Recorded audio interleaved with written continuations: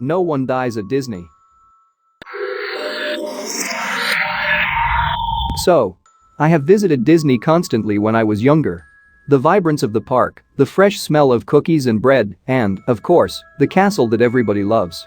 I loved all of the attractions, the snacks, and the characters. Of course, those things were meant to distract you from the deep dark secrets below ground.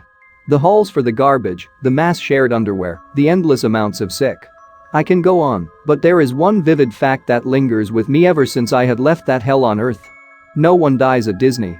I had applied to work in the Orlando park when I finished my bachelor's, and I got lucky out of a few dozen. Sure, it was a janitorial job, but nothing gave me more thrill than working on the same park that basically housed my childhood. And I was given a decent pay, some benefits, and I was given a shift from noon to midnight. Perfect to smell the cookies in the day to enjoying the fireworks at night. I worked with two people that wore suits and were some of the greatest people I had known at the park. Jim, who was tall yet lanky enough to wear the goofy costume, and Damien, who had the talent to voice Donald perfectly, thus had the job of working the suit. They were amazing to work with and loved their role. Of course, they were a little older than I was, so they knew more of the park than I did. When I was starting to work there, Damien was given the task of showing me around the underground. Oh yeah, bud. You'll love working here. Of course, you'll be down here most of the time, but you'll get used to it.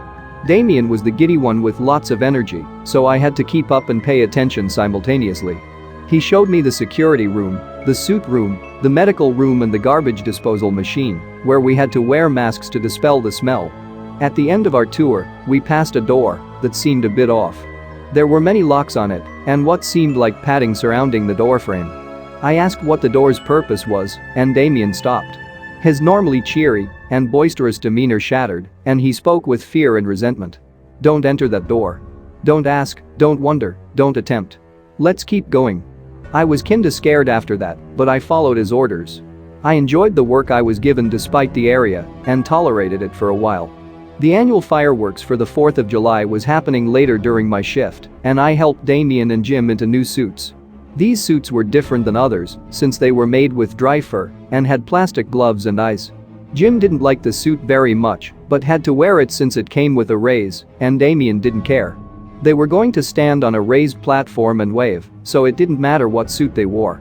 I was a bit concerned for them, but they reassured it was gonna be fine. I wish I convinced them to think otherwise. Later on, the fireworks were lighting up the starry night sky in a blaze of glory. The kids and parents alike enjoyed the view, while their pals Donald and Goofy waved above. I was cleaning the underground during that time, then something happened. Disney paramedics rushed through carrying two horribly burned suits that were crying and screaming in agony. I rushed behind and went into the medical room after. The new Donald and Goofy suits, which were still being worn by Damien and Jim, were present. Jim had lost both legs, half his right arm, and had firework shards on his chest, while Damien's suit beak was torn straight into his jaw, which was also torn off. He was missing both arms and had the suit's legs charred onto his. The fireworks had lost their stand during their takeoff and shot a big bomb near them, launching them into some flammable shrubbery. The sight of that made me so sick I nearly passed out. The boss came through and assured me it'll be okay, but I knew they were going to die. I ran through the underground, into the bathroom, threw up and cried for my friends. Later on, their names were erased from the work schedule and their work folders were burned. The bosses and coworkers never mentioned their names again, and I heard the door that was padded was opened and shut. I tolerated that job for the rest of the year, cleaning near their workstations occasionally and letting a tear drop.